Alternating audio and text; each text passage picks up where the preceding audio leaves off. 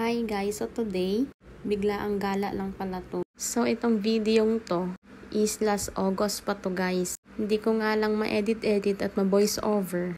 Gawa nga ng sobrang busy sa trabaho. So yun nga, dahil napadpad ako dito, share ko na sa inyo kung gaano kaganda itong sunflower na to.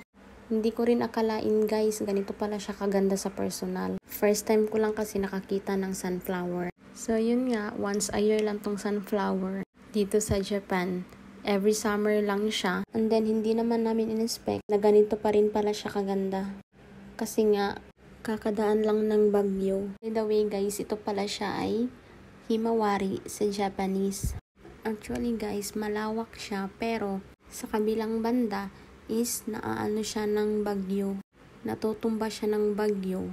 Kaya sa kabila na part, hindi nila pinapapasukan ng tao kasi nga pangit na siyang tingnan.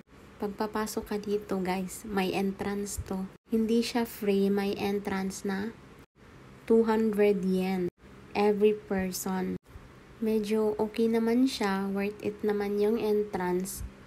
Maganda naman siya tingnan. Kahit nga ganito siya tingnan, ang daming tao na pumupunta at saka nagpipictorial. So worth it naman yung 200 yen na entrance. Saglit lang din kami dito guys. Kasi sobrang init. Kaya nag-take lang kami ng picture and then umuwi na rin kami agad. So hanggang dito na lang guys. Please like and subscribe. Thank you!